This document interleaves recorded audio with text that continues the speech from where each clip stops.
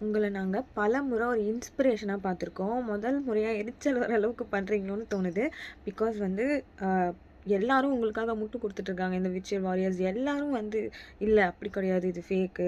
அதுக்கப்புறம் வந்து சங்கீதா மேம் மேல ஒரு பழிய போடுறது. இந்த மாதிரி எனக்கே ஒப்பாத சில விஷயங்கள உங்களுக்காக பண்ணிட்டு இருக்காங்க அப்படின்னும்போது, நீங்க எப்படி இப்படி ஒரு ஸ்டெப் எடுக்க முடியும்? அவங்க உங்க ஃப்ரெண்டா இருக்கலாம். என்னவா வேணா இருக்கலாம். இப்போ 1 வாரம் கூட ஆகல. இந்த மாதிரி ஒரு ரூமர் வந்திருக்கு.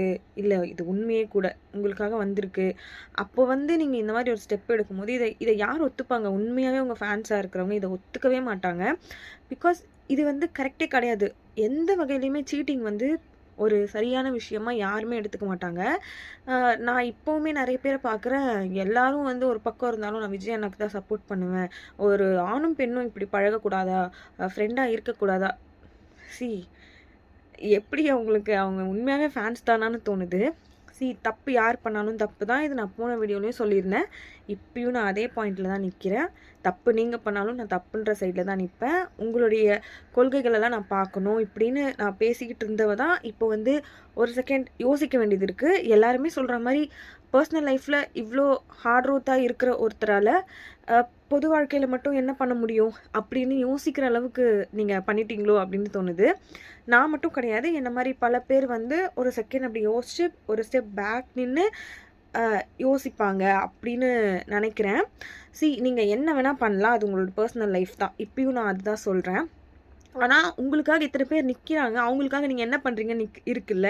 ஸோ உங்க பெர்சனல் லைஃப்லயே இப்படி ஒரு ஸ்டெப் எடுக்கும்போது நீங்க எங்கள பத்தி யோசிக்கல அப்படின்னா, நாளைக்கு நீங்க பாலிடிக்ஸ்ல வந்துட்டு எங்கள பத்தி யோசிப்பீங்களா? ஆ இதே விஷயம் இன்னைக்கு உங்களுக்கு பிடிக்காத ஆப்போனன்ட்ஸ் எல்லாரையும், அன்னைக்கு உங்களுடைய செல்ஃபிஷான ஒரு மோட்டோக்காக நீங்க ஆதரவு எடுத்துப்பீங்களா? அப்படிங்கிற மாதிரியான பாயிண்ட்ஸ்லாம் இருக்கு. நான் வந்து லாஸ்ட் டைம் டிஎம்கேக்கு தான் சப்போர்ட் பண்ணியிருந்தேன். பிகாஸ் அப்ப இருந்த அ அந்த மைண்ட் செட் படி நான் வந்து உதயநிதி ஸ்டாலின் அவங்கலாம் வந்து ஒரு பிரச்சாரம்லாம் பண்ணும்போது குவைட் இம்ப்ரெஸ்ட். அதனால நான் பண்ணேன். இந்த வாட்டி நீங்க பண்றது ஓகே. அவங்க அவ்ளோ பேசுனாங்க. ஆனா 2 வருஷத்துக்கு அப்புறம் அவங்கள காணோம். ஓடி ஓடி போனாங்க.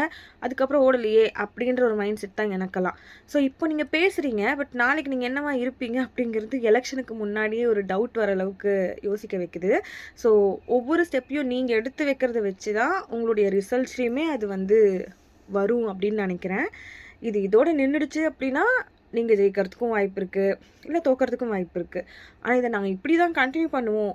நெக்ஸ்ட்டு வந்து இதே தான் போகும். என்னோட சீட்டிங்க நான் நியாயப்படுத்துவேன் அப்படின்ற ஒரு ஸ்டெப்லயே நீங்க இருந்தீங்க அப்படின்னா, ஐ டோன்ட் நோ.